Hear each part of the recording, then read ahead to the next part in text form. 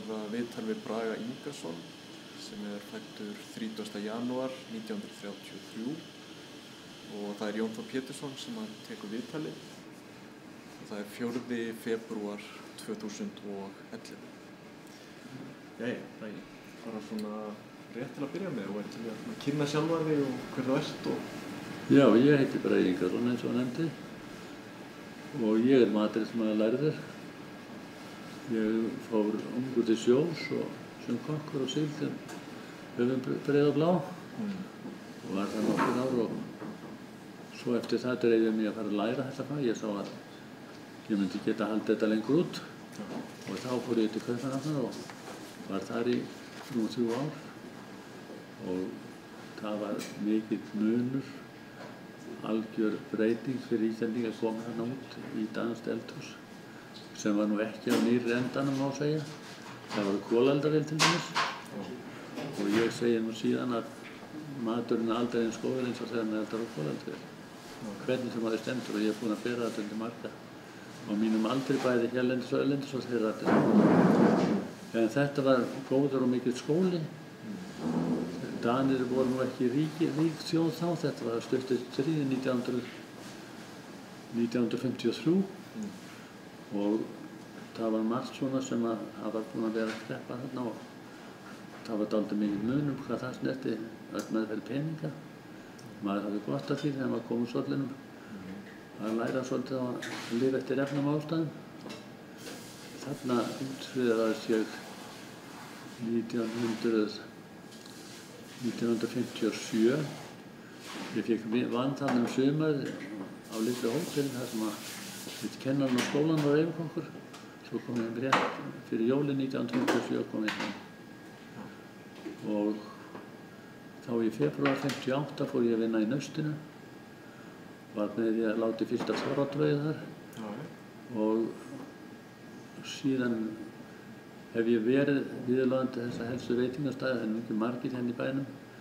Ég var með til að stofna klúbbinn við Lækjarteig sem var 1960 haustið. Það var ansi skemmtilegur staður, góður skemmtistaður og vinsæll matstaður, mikið að gera.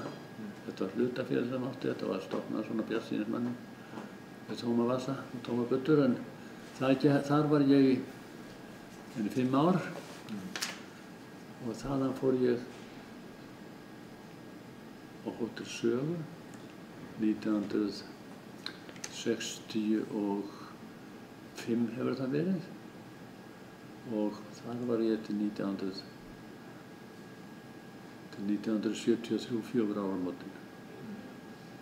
Þá var ég búinn að vera í þessu, menn verði ekki langlífur í þessu starfi sem yfirkokkar. Það ef eitthvað að gera þá þetta mikið álag og ekki fjölskylduvæn vinna og þaðan fór ég á Landakotsspítalann sem yfirmatreiðsmaður og var þar í eins og á öllum stöðum hefur verið það.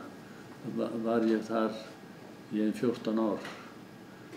Þaðan var ég næst á Hótel Esju. Það voru Laugaásbræður sem leigðu veitingaresturinn og það var kallað Laugaás Hótel Esju þá og þar endaði ég síðustu 10 árin.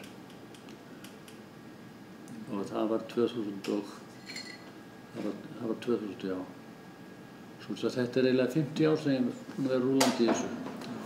Með smá liðastökkum svona en sem hefur bara verið 1-2 ár sko en þetta eru helstu staðirnir. Var ástandið ólíkt í Danmörku og Íslandi þegar ég var reyndar ekki búinn að vinna neitt í landi hérna þegar ég fór út. Ég fór beint af sjónu, ég var á flutningaskipi.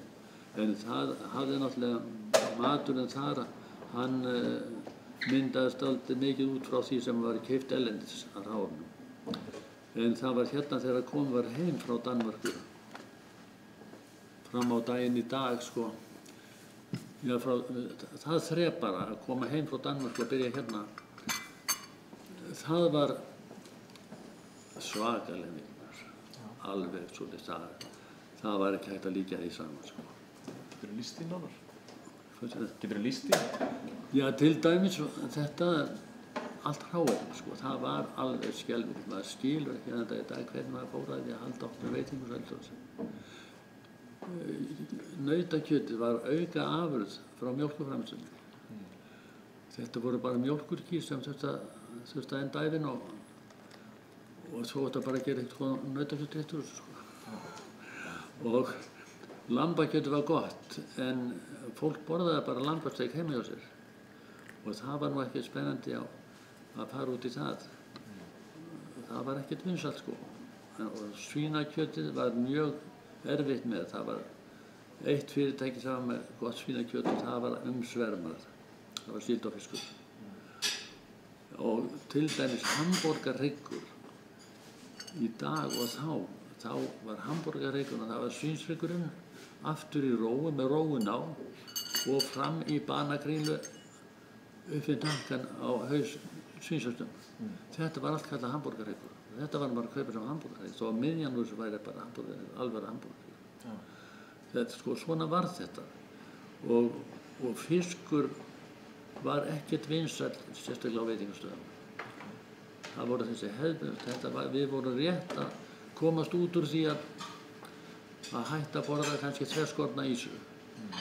Og það var bara ýsa, það var bara, ég minnist ekki, þannig að hún hefði vinsælust. Í Naustinu vorum við til dæmis með 6 réttamatseðil.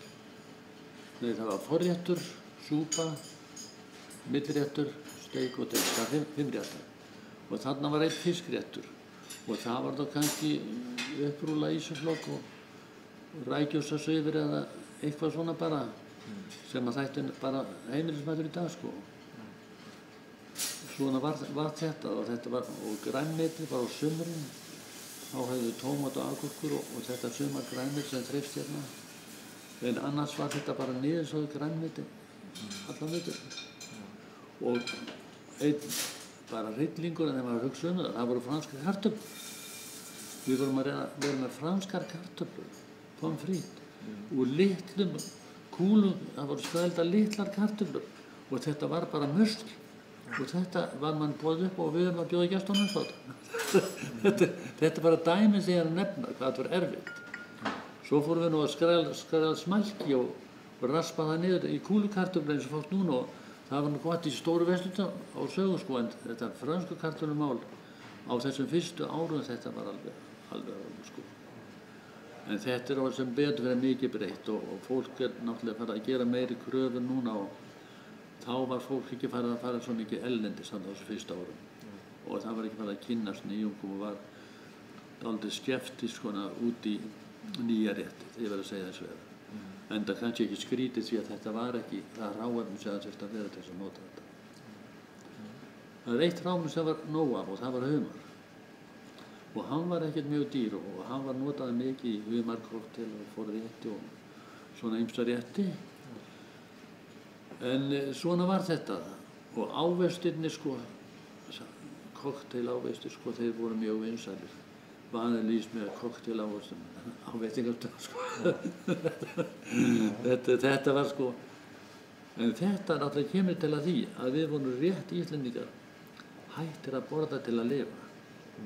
Þarna á stríðsónum og eftir stríðið. Áður fyrir það, fram að þeim tíma borðuðu fólk bara til að lifa, það var bara spurningin. En núna í dag borðaði fólk sér til ánægju. Þá þurfti alltaf að vera feitt, húsin voru köld, klæðin köld, það var ekki eitthvað flotti skjólfattar sem er núna og þetta mótaðist hvað að öðru. Matarvenjur og svona. Hvað var svona á hann að seinni hluta 7. áratugarins og á 7. Hvað var vinsælt á veitingahúsum? Hvað sló í gegn? Sló í gegn, já. Það var náttúrulega, hvað með öðru, ég á nú allar matvælubæðnar úr klúbnum. Ég get séð hvern einasta dag hvað voru margir mat og hvað var að borða. En þetta voru nú, klúbburinn var náttúrulega opinn, hann var opinn 5. föstudag, laugardag og sunnudagskvöld.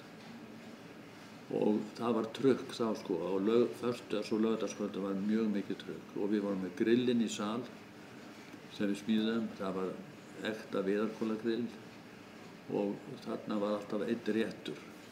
Og það var eiginlega valinn góður réttur, sko. Það var eitt sem maður kannski eitt feimið að segja frá núna, en trippakjöt, það var mjög vinsælt, hvort sem það var í fyllisteikur eða snitsla. Það var mjög vinsælt, það var mjúkt og það var ekki bragðmikið, en þetta var kryddað til og þetta var gott kjöt. Að öðru leyti því að þetta náttúrulega af hófdýri og ég hef aldrei borðað trippakjöt. Mér finnst það vera til að sitja á því, en ekki til að borða það. Okay. Þú hafðir eldað það? Já. Og það var vinsælt fyllisteikur til dæmis og bara hvað sem var hægt að gera, bara heilsteikt og skorið niður. En kjúklingar til dæmis, þeir voru ekki vinsælir, því þeir voru lélegir. Það var ekki komið þetta fyrst þegar ég kom heim, góðir kjúklingar, það var ekki finnur seinna. Móa kjúklingar voru mjög góðir, þeir báru af alveg. En það var bara ekki til nóg af þeim. En nautakjöt var ekkert vinsælt, það var verið að reyna að gera buffsteikur. Hugsaði það, við erum að kaupa þessi hryggfili af kúnum, maður var að kaupa hryggfili til að fá lundina. Og lundin var nú ekkert sver í mjólkurkúnu þá.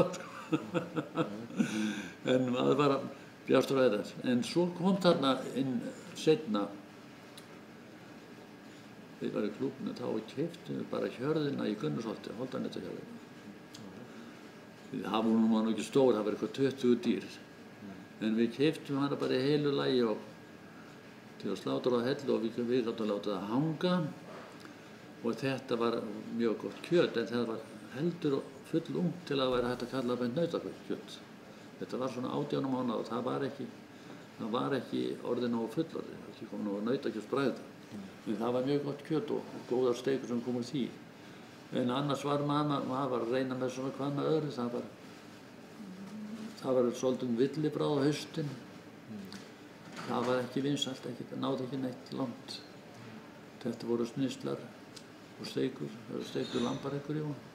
Það var þarna og hvað með öðru svona, en það var ekkert eiginlega eitt sem skarf sig fram úr. Humarinn var góður, ristaður humar í skél, við vorum með hann, steiktum að þarna, nýklúbb til dæmis og hann var mjög góður. Á sögu þá var nú tornidó var alltaf vinsælt, svo var réttur þarna í grillinu sem var kallað sagagratinn. Hann var mjög vinsælt, það var svona rækjur og humar og fiskur með aspar og sveppum. Það var mjög vinsælt og svo var náttúrulega tornidó og það var stóð alltaf upp úr sko, en það var bara ekki svo gott að skaffa það.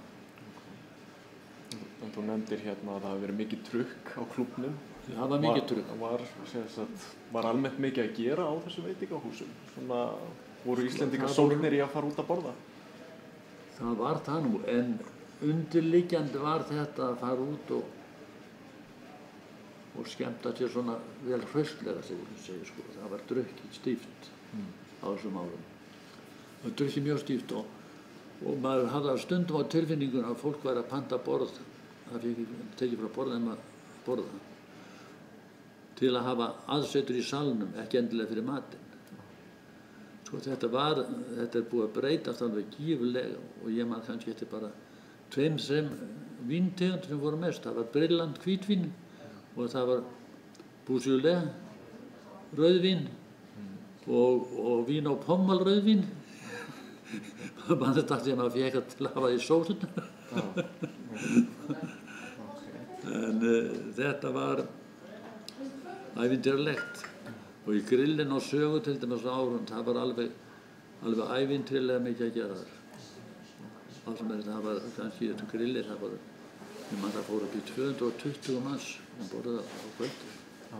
Það var sko mest alveg tvísett og það var vinsæll staður og alveg ótrúlegt hvað þeir afköstuðu kokkarnir þarna í þessu litla plássi upp á lofti. Og það byggðist náttúrulega þá alveg eins og núna alltaf góðum undirbúning. En það var mikið að gera og það var á þessum árum það var mikið meiri stíll yfir þessu. Þannig frá sko þjónarnir, þetta var allt í einkennsfötum, þjónarfötum. Og það var komið, þá var allt sett á föt, ekki diskenda í dag. Og það var, þeir komið með stæl með fatið og ef þeir stóðu sig þá kynntu fatið fyrir gestunum. Þá var maður búinn að gekk maður vel frá fatinu og þannig að þetta leit vel út og langar til að spennta smakka. En núna þetta alveg mikið einfaldara. Hljómsveitin, þær voru allar í úniformum, sérstökum, sem hver hljómsveit hafði sinn klæðnað. Þetta var stíll á þessu. Og þá, þetta ekki að líka þessu saman, sko, tónlistin var allt önnur. Ég ætla ekki að segja neitt meira en það.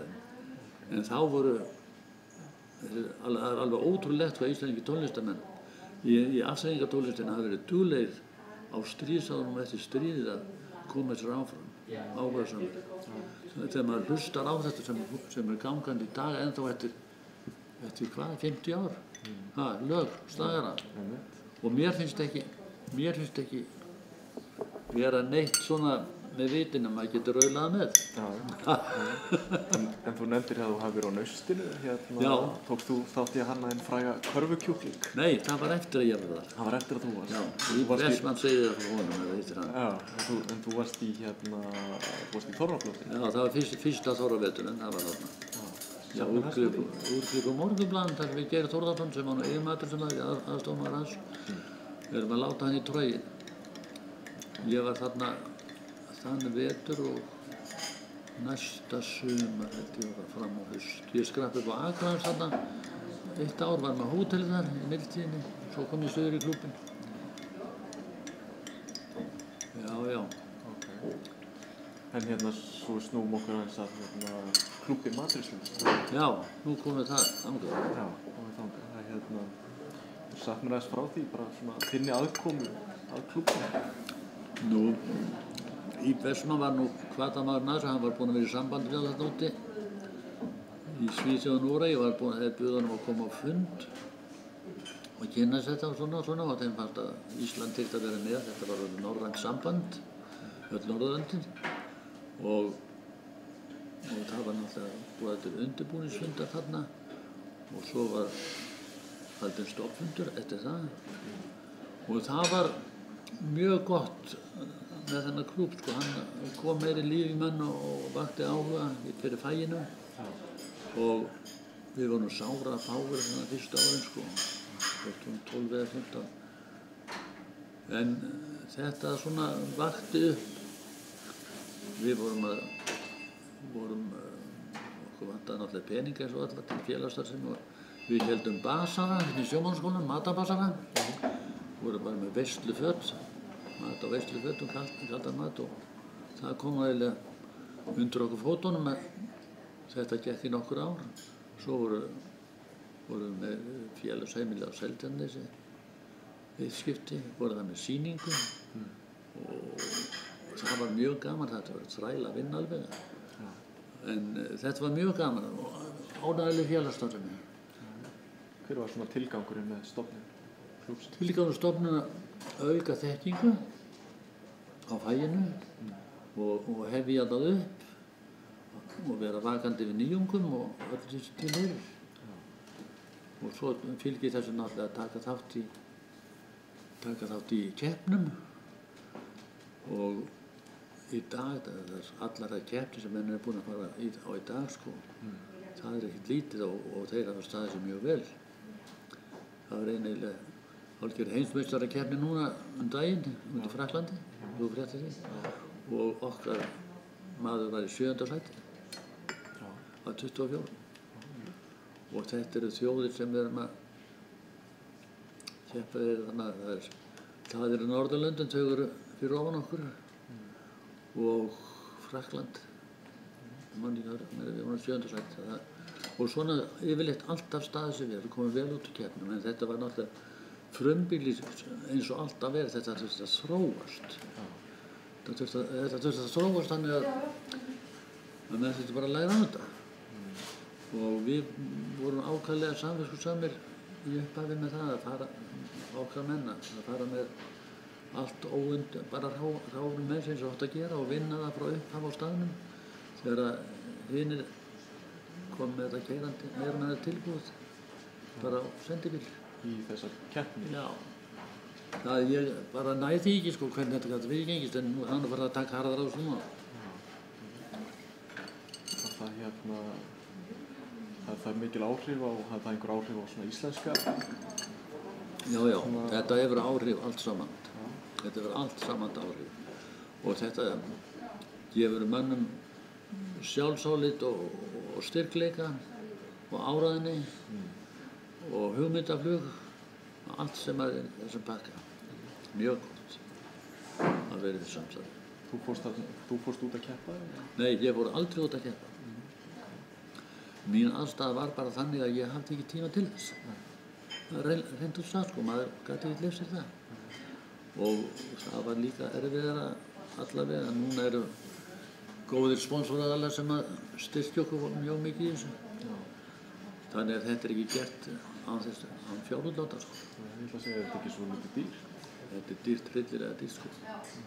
Ég sagði nú síðast það. Þegar hann fór til Frakklands sko, þetta maður, hann er búinn að taka sér frí frá vinnu og vinna og allan kostnað. En til að fá þessa upphefð að fá að taka þátt í keppni. En þessir keppnisaðilar, það er þeir sem halda þessar keppnir. Þetta er bara skrifstofinn og arðisamand. Og þetta lífgar ekki líka, þetta er stór sýning þarna, hótelsýning. Og þetta lífgar nú ekki lítið upp á það að fá svona keppni. Þannig að þú svona horfir yfir farinn veg í klúbbi matreiðslumeistara. Hvernig svona, hvað stendur svona upp úr á þessum ferli? Það er samvinnan, félagsskapurinn. Það menn njóta þess alltaf. Svo framlega sem þeir hafa áhuga að setja sig í hvers annars stöðu og skilja hvern annan. Þetta byggist allt á þessu. Og það er samvinnan og félagsskapurinn sem að ég myndi segja að væri hitt kemur bara sjálfsins með. Allt þetta faglega. Þú talar að vera 12-15 sem að voru upphafi í klúbbnum? Já. Mér minnir það sko, það verið það. Þannig að getur séð allt í fundagerðabókunum. Voru engar konur sem voru á þessum árum? Nei, þær voru ekki konur með á þessum árum. Þetta skóli var nú ekki orðin stór þá eins og núna, kokkaskólinn. Og það voru fáar konur, ég man eftir. Þegar ég var prófdómarar, ég held að vera ein kona sem tók próf. Ég var í prófnefndarna í 5 ár. Af hverju voru svona fáar konur? Þetta var ekkert kvennastarf þá sko. Ég myndi segja það. Sko, konur ég ætla alls ekki gera lítið á þeim. Alls ekki, en þetta var erfitt. Þetta var erfitt starf. Þetta var svolítið ógjör ólíkt því sem það er í dag. En getur útskýrt það nánar? Svona hvernig þá? Í hverju það? Já, við getum bara að hugsa okkur öll vinna allan hluti. Þetta var í stórum einingum. Kjötið það þurfti að beina út. Þetta er þungir pottar. Og bara erfið vinna. Ég myndi segja það. Þung silfurföt og í kringu þetta stórar stekarskúfur. Það var bara opnandi þá sko, það var bara þetta til 1, 2 og 3 sko. Það var ekkert svona stiglaust neitt últrasystem sko. Það liggur það að menn kveikja á opninu í gegnum farsíma núna, bara heima hjá sig sko. Það er örugglega hægt. Ég hugsa það. Það er að grínast með þetta svona en þetta var þetta var erfið vinna. Og nemarnir sko, ef maður er að hugsa það, þetta var þrældrómur á þessum strákum sko, þetta voru sem betur fyrir voru þeir yfirleitt alltaf eldri hérna. Heldur en í Danmörku, ég var að hugsa það, þar fóru þeir bara inn með leiður á 16 ára. Sko það var bara að komast í eitthvað, að læra eitthvað. Og það er náttúrulega flosnaði mikið upp. En það er sama. Ég myndi segja að þetta hafi ekki verið kvennavinna og ekki fjölskylduvinna. Það er það ekki að þetta í dag. Af hverju er þetta ekki fjölskyldu? Sko það er fjarlægur á heiminu. Maður er að koma heim kannski í 12-14 tíma vinnu. Krakkarnir voru svotið þegar maður fór og þeir voru svotið þegar maður kom. Til dæmis, þá var einn frídagur í viku. Nú það þá 2. Svona, eða eiga að vera, ég veit ekki hvernig það eldra. En kvöldvinna, mikil kvöldvinna, það ekki gott fyrir þannig. En hvernig svona höndluðu kokkar það svona þetta álag og svona fjarveru frá fjölskyldu? Já, menn létu sig hafa það náttúrulega, höfðu áhuga fyrir þessu. Það gerðu það, en menn sækja ekki inn í þetta. Núna það náttúrulega markaðinu að nóga það núna og það margir sem sækja sko í vinnu, menn bara sölumenn matvöru til hjá fyrirtækjum. Þeir þekkja allt inn á þetta og þeir vinna mikið sem sölumenn og alls konar kynningarstarfsemi mat sko. Þetta er svo mikið víðtækara en bara að vera inn í veitingahús-eldhúsi. Það opnar ýmsar leiðir sko. Það er þróun búin að vera. Þetta var svona langur vinnutími? Já, það var ekki óalgengt. Ég gæti sagt það fyrir mitt lítið. Og sögur sko, þetta var nú, þegar allir salir, þetta var nú eiginlega í byggingu þannig að ég kom. Það var ekki alveg allt búið. Að kannski á föstudegi og laugadegi var ekkert óalgengt að ég mætti klukkan 7:30 á mótana, nei 7:30 á mótana og ég færi ekki fyrir eftir klukkan 10 á kvöld. Þetta var bara allan veturinn meira og minna. Þessa 2 daga sko. Svo átti maður frí á sunnudegi og maður var ekki neinu standi til að taka þátt í neinu fjölskyldunum eftir svona dag. Ég þekki ekki hvernig þetta núna, ég býst að það sé nú ekki svona slæmt sko. En þetta er krefjandi og þetta fer náttúrulega mikið eftir manni sjálfum. Hvað maður er eigingjarn, hvort maður haldi þetta að það var allt í fjandar sem maður er ekki sjálfur á staðnum. Maður má ekki, það er alltaf hættulegt að halda í það. Því að þá er maður búinn að negla sig. Og eins slæmt sér að það sem með manni vinna þegar maður treystir þeim maður. En þetta var bara svo mikið að gera þannig sögur. Það var grilli, það voru 2 kokkar og 2 lærlingar öll kvöld. Og svo var súlansalurinn og hann var svo stór, hann þurfti það mikinn mannskap að þeir sem áttu að vera í fríi, þeir voru alveg píntir til að koma að vinna helgina þegar áttu að vera í fríi. Og menn áttu ekki frí nema kannski 50 hverja helgi. Þetta gekk rótarða sko, þá var 1 frídagur í viku. En nú þið konum með þessar löngu vaktir sem ég nú ekkert á hrifinu af fyrir þeirra hönd, en þá var kannski unnið, já það er unnið frá 10 til 10, láta heita það í 4 daga á frí þá, ég veit ég, þetta er eitthvað svoleiðis sko. Tala svona ábyrgð, þetta að tala ábyrgð þá yfir matreiðslu? Já, það er náttúrulega hann sem stendur að verða ábyrgjast þar sem gerist í eldhúsinu. Og það er náttúrulega ekki spennandi að sjá salinn fullan af prúðbúnu fólki sínum fínasta skarti. Ef að súpan brennur við. Geturðu sagt mér aðeins frá því starfi, svona sem yfir matreiðslumeistari? Já, það er náttúrulega, þetta fór voðalega mikið tími það útvega efnisútvegan. Þetta var svo lítið og sögu þá var flutt inn, við fluttum inn á sögu og oft svona, til dæmis fersk jarðarber og það var oft gert í samband við pressuballið til dæmis, það var svakalega mikið glansball með pressuballið og lesa þetta í glöðum kannski enn tíma og nýjáskvöldið. Það var stórt kvöld líka, alveg súperkvöld og öllu tjaldar í besta til. Við keyptum humar frá Danmörku til dæmis og fengum konditor frá Danmörku sem lagaði spesíal ís. Þá var allur ís að lagað heima. Maður var að laga ís og það var allt lagað á staðnum. Alveg spesíal konditor sem kom þaðan. Og svona það var fluttinn reyktur áfmanni eftir einu sinni. Hvenær var þetta? Þetta var á þessum árum hann á sögu, ég maður það nú ekki.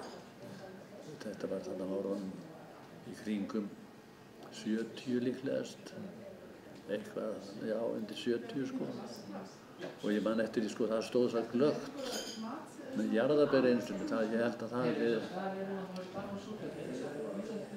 var eitthvað svínveisla og það var búið að panta jarðarber og þau áttu að koma frá hvernig og svo senkaði flugi og allt þetta og það var tilbúin flugvél hérna til Keflavíkur til að sækja jarðarberin. Já, þetta stóð svo glöggt, en það þurfti svo mikið sem betur fór. Það hafðist alveg. Og svona í þessu ýmislegt. Að það var margt, en það fór voðalega mikið tími í að svo þurfti náttúrulega að setja upp matseðla og allt sem því tilheyrði og passa allt sé heima og það þurfti að útvega fína strákana til að koma að vinna aukavinnu þegar þeir áttu eða frí helgi Kattagrein sko. Þetta var mikið álag á allan mannskapinn. En útvegan á hráefnum var það erfiðasta, að hafa eitthvað til að gera úr. Þið voru hérna, ég með svona fundagerðnar, þið voru með svona erindi hérna á fundi 1972, sagði ég. Það sem meðal annars var verið að ræða taugaspennu á vinnustöðum. Já, stress. Stress.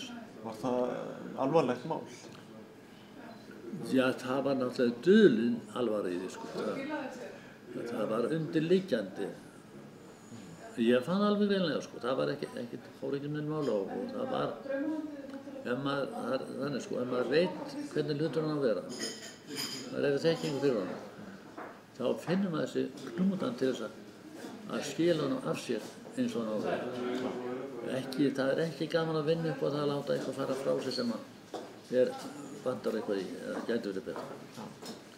Og eins hitt að þegar mætti kynna það tímasetninga til dæmis. Við getum sann svo að það er ekki 300 manna veisla þar. Og yfirþjónninn, það farið yfir þetta svona lauslega áður sko, prógrammið. Og svo þegar þetta búið þá kemur þessara og þá má búast við því. En svo svona inn í þess að það er kannski 300 manna veisla, alveg dýrast og flottast. Að það er sagt, ísum á komið til hálftíma. Þegar það er að ljúka við eða 20 mínútur eða hvað það er sko. Og þá fyrir ísina náttúrulega, þá farið ég að hann var sleginn út leið sko. Hann var ekki sleginn svo mikið út löngu áður því að hann verði leiðinlegur þannig frístur að bíða. Og svo bara þegar kemur að þessum tíma eða ísin á að fara, þá bara ekkert kallað eftir ísnum. Hann er komin upp í eldhús og allt klart og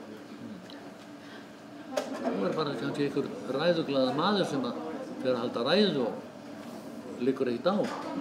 Og þarna ruglast kerfið, það hugsaði stress sko, verður allt farið að leka út á fötunum, þetta var alltaf stórum fötum, með íssöklum á, svona ísfígúrur, upplýstan með batteri og þetta báruð þjónandinu, þetta var svaka sermonía sko.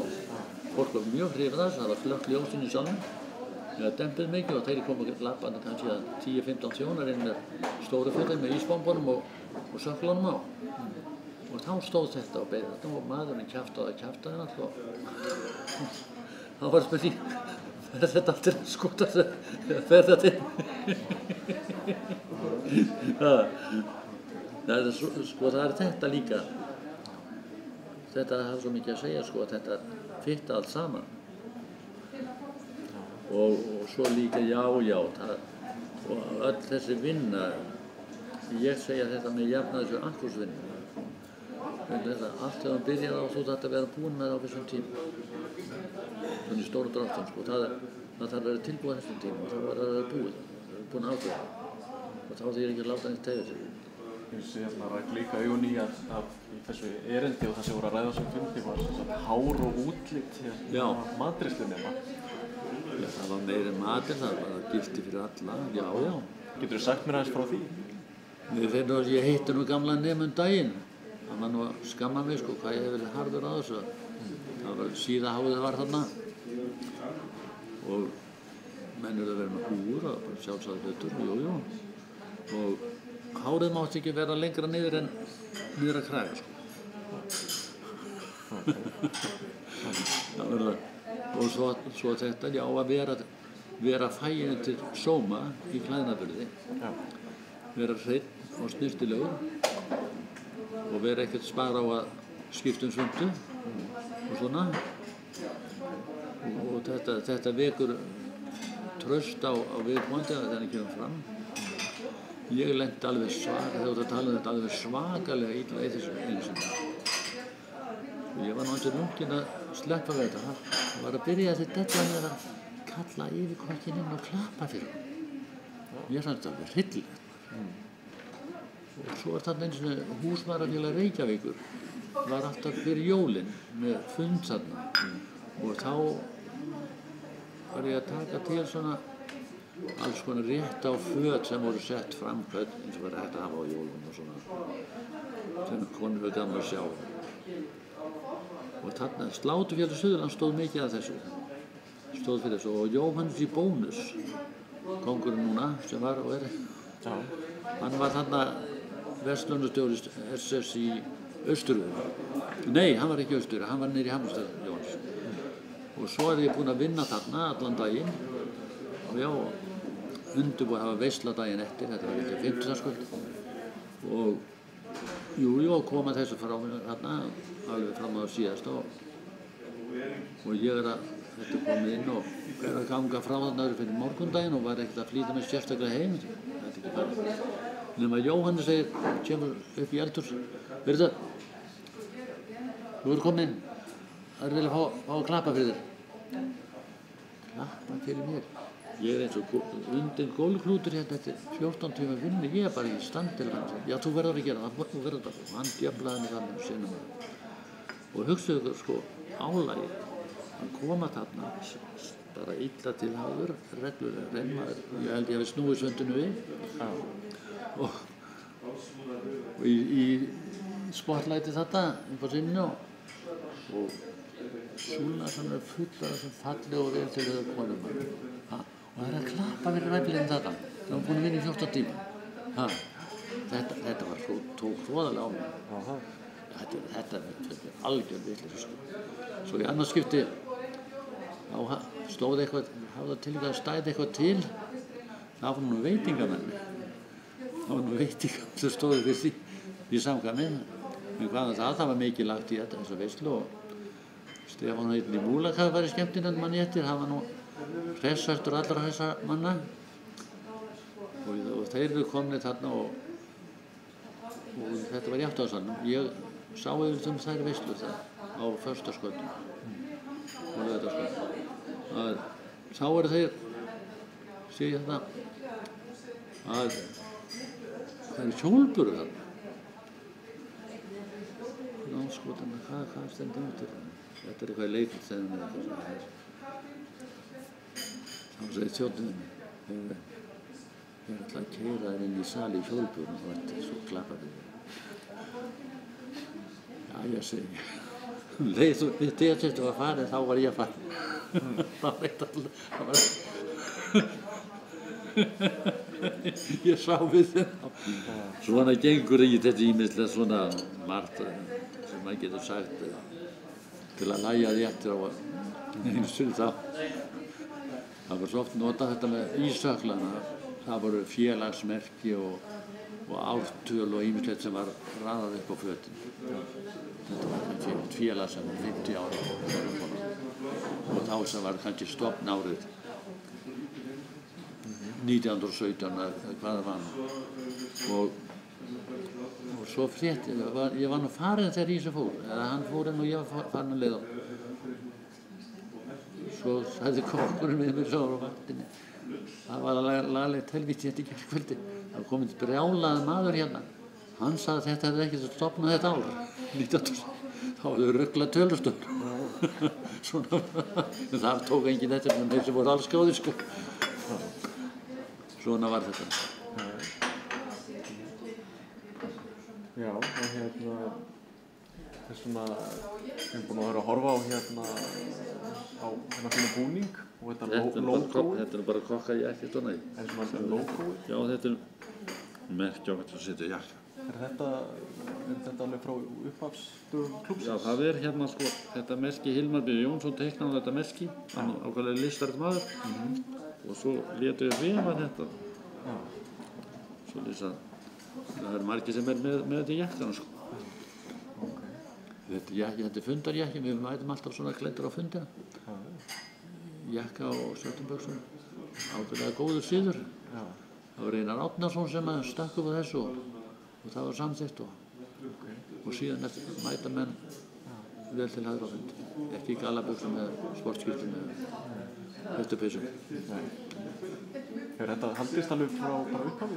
Nei, það var seinna til þetta kom inn á sko. Manstu hvenær, svona sirka? Nei, ég man það nú ekki. Þú verður nú ekki að fara með það var töluvert mikið seinna sko. Það er 15 ár síðan kannski. En þið hafið ekki verið með húi þá? Eru ekki með húi á fundum? Nei, það er nú kannski ekki svo líf. Það er einum of? Já.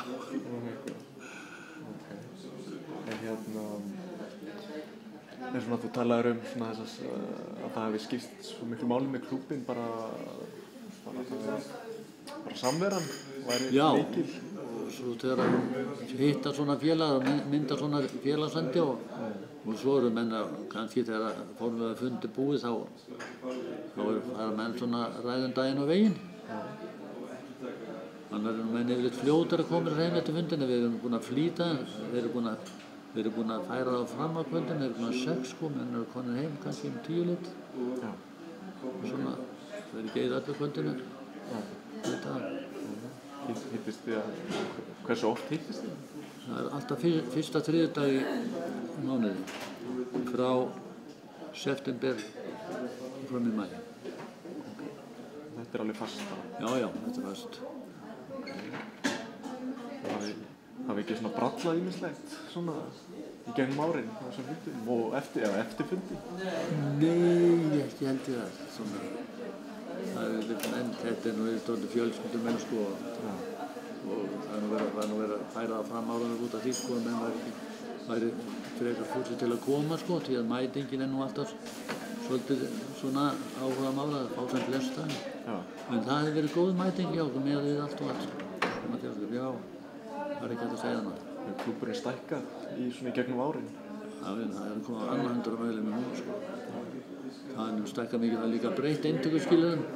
Fá meiri breytt í þetta og leyfa fleirum að komast að líka til að komast áfram.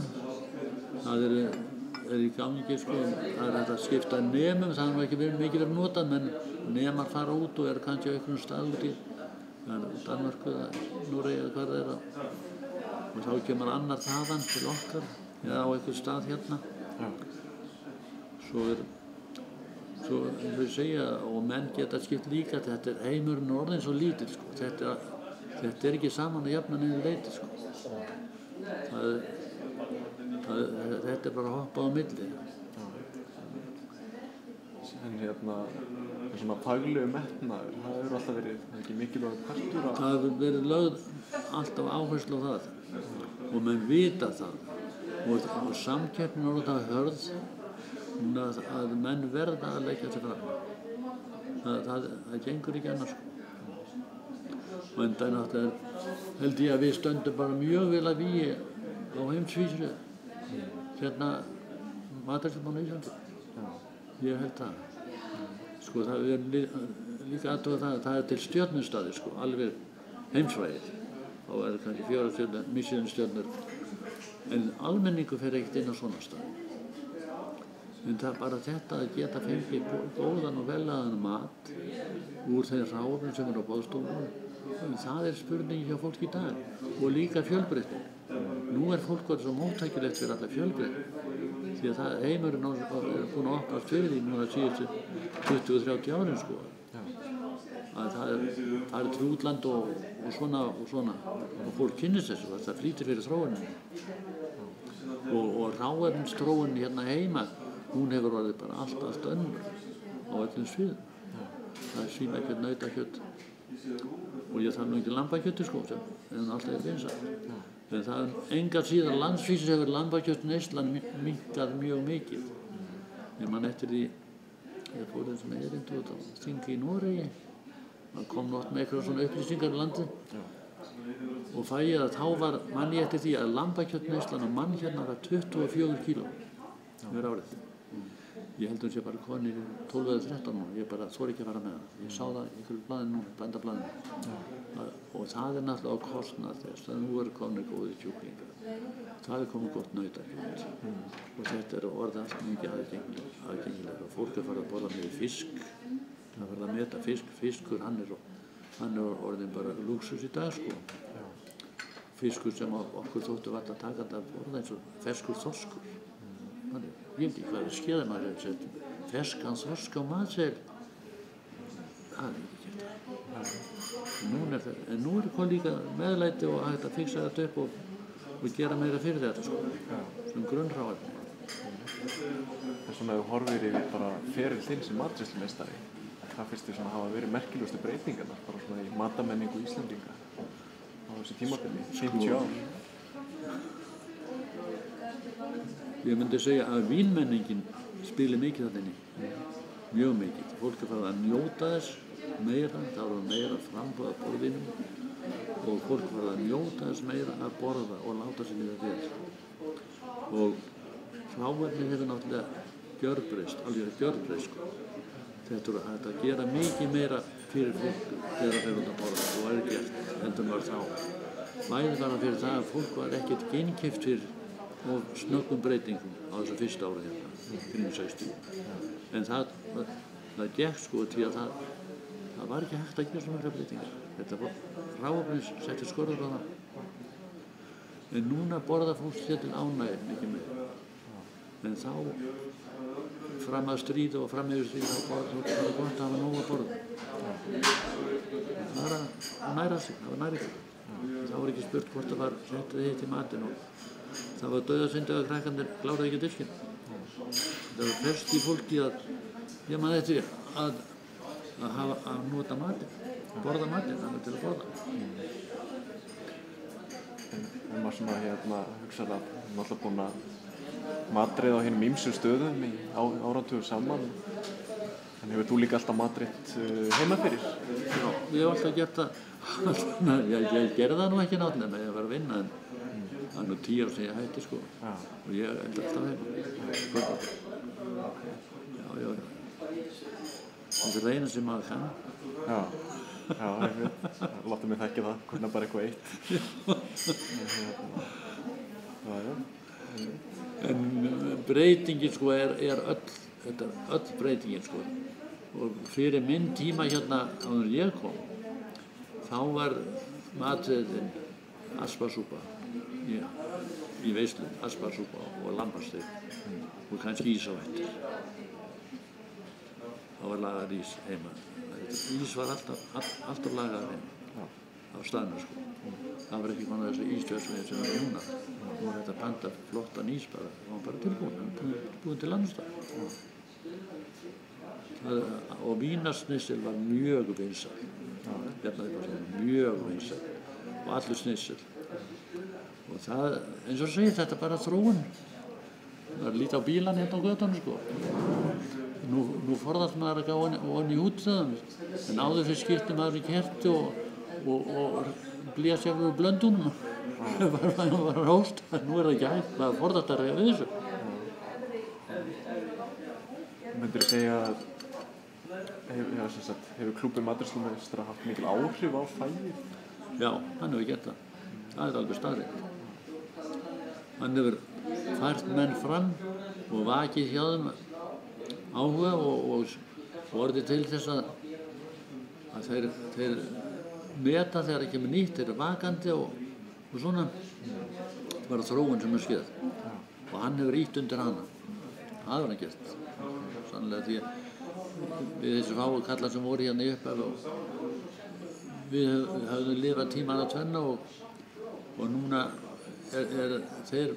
vaksa þeir upp þessir yngri með þáttöku í betri ráfum, meiri möguleikum, meiri bókakostur, meiri kynning. Ég var að horfa á danska sjónvarpið í gær, þar var sýnt frá landskeppni þegar var verið að keppa fyrir að vera kokkur ársins í Svíþjóð.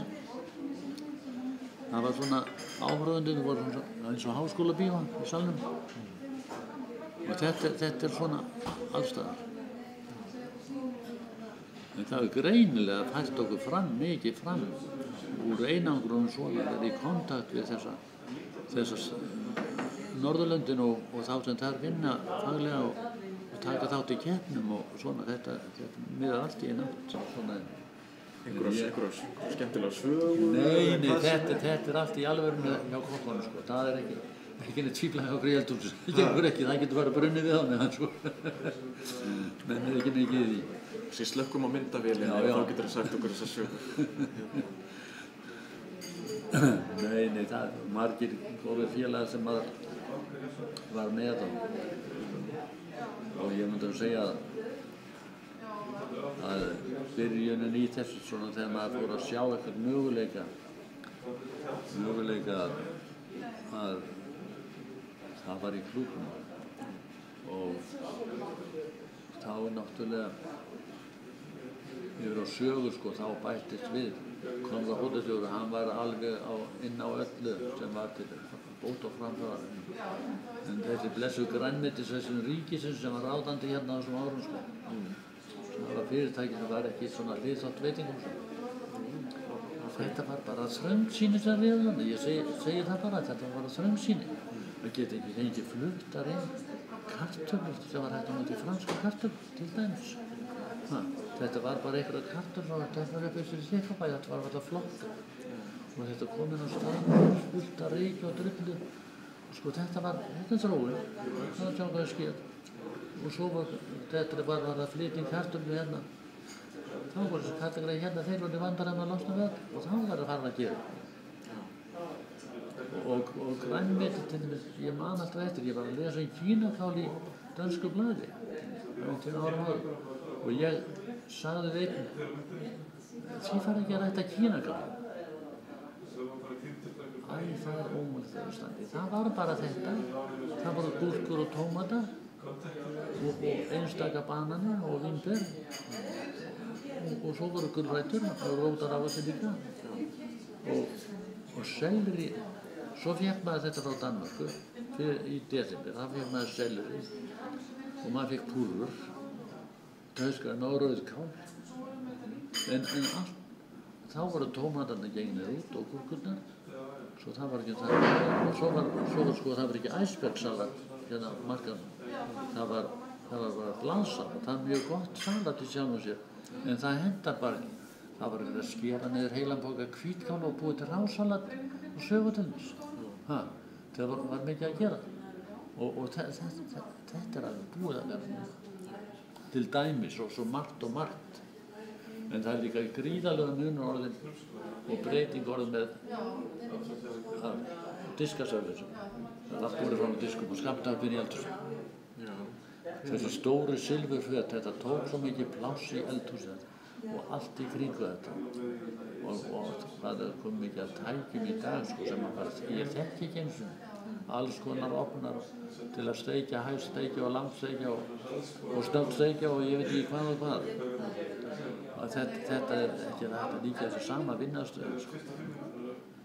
Hver voru svona helstu græjurnar sem varst að vinna með? Það var nú, við vorum ágætist heinagrill. Það var mjög gott heinagrill til þarna og það var notað. Því að þetta var nú bændahótel og við vorum alltaf með lambakjöt. Alltaf með lambakjöt í einhverju formi. Og svo var bara steikar á raf á ofn þarna sem var nú askoti lúin þegar ég kom og svo fékk nú nýr ofn gríðarlega ára mikið, það var þetta steikja 100 kíló, 80-100 kíló sko í 4 kúffum. Og svo var salamander með yfirhita, það var hægt að halda heiti og svona breiðinni hérna þurfti grafínir eitthvað. Svo var djúpstekingapottur sem var náttúrulega ekki nærri nóg, en hann var þarna fyrir það, fyrir kartöflurusli. Og svo voru 2 stórar stekafönnur, það er að vera svona alltaf því eins og helmingurinn af þessu hérna. 2, samanlagt hafi verið jafnstór. Og svo var gríðarlega stórt hitaborð, því að það þurfti kannski að setja á 20 föt, 20-30 föt, svona stór silfurföt. Og þá þurfti að byrja að skera sko, bakka upp og setja í hitaborðið. Og svo kom þjónaliðið og tók þetta og skammtaði svo á diskaninn saman. En núna er bara allt sett í eldhúsinu, bara raða upp á diskana og voru betur í gestum. En mér finnst að vera einn hængur á þessum diskaservice. Það er það að það þarf að passa að hafa diskana alveg sjóðandi heita ef við erum heita mat. alveg bara. Og margt af þessum mat sem það er að setja á það er matur sem það þolir ekki að vera hitaður og mikið. Ekki tala um léttsteikt kjöt sem þarf að vera svona. Og það er ekki hægt að halda því sjóðandi heitur, það er bara vont. Og þá þarf það að fá stuðning af hitanum á diskinum. Svo er þetta borið inn í sal og á leiðinni, þetta er kannski 20 metrar eða hvað getur verið. Og þegar þetta kemur á diskinum, þá er þetta bara kallt. Og matur sem heitur matur sem er lagaður á staðnum og bragðaður til og hann hefur sérstakt bragð þegar kokkurinn er búinn að gera sósuna klára, segir það. Og þá er svona best. En hún er bara allt önnur sósa þegar hún er hálfköld. Það er bara því miður, sko.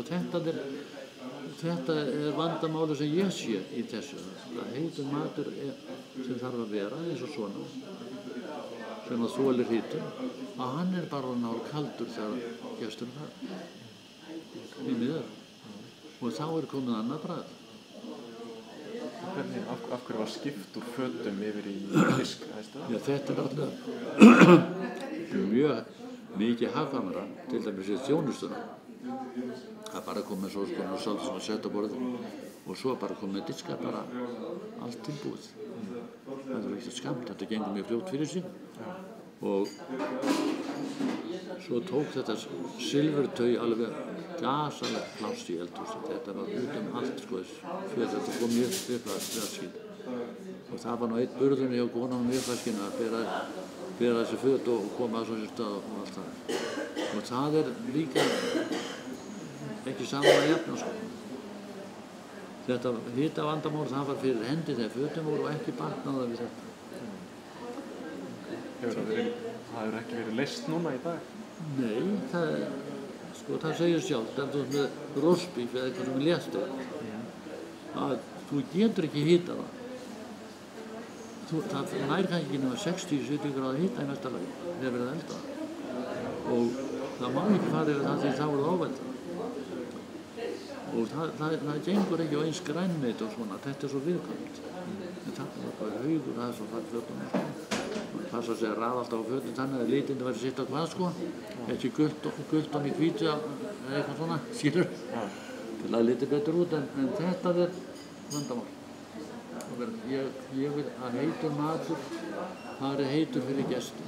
Það er servering svona eins og var, og maður hefur lesið að súpan var borin fram í litlum potti. Pínlitlum potti, hann var á skammtunum. Og hann stóð á sjóðandi hellu þegar pottunum þegar var ausið í hann, heitir súpunum. Og það var látið sjóða svo, það sauði pottinu á húrinni. Og sama með kannski pottrétti sem eru rétti, tökum hæni rauðvín eða eitthvað, lambarakú, marengu eða hvað það nú heitir sem það er hægt að sjóðhita það. Og í potti, litlum potti eða silfurskál. En þá er ekki hægt að bera fram á diski. Skálinn er búinn að sér og þjónninn kemur og skammtar á skálinn við gestinn í borðinu. Og eins að passa, sko, það er svo mikið aðrið að passa að sósu kannan þetta sé að heita.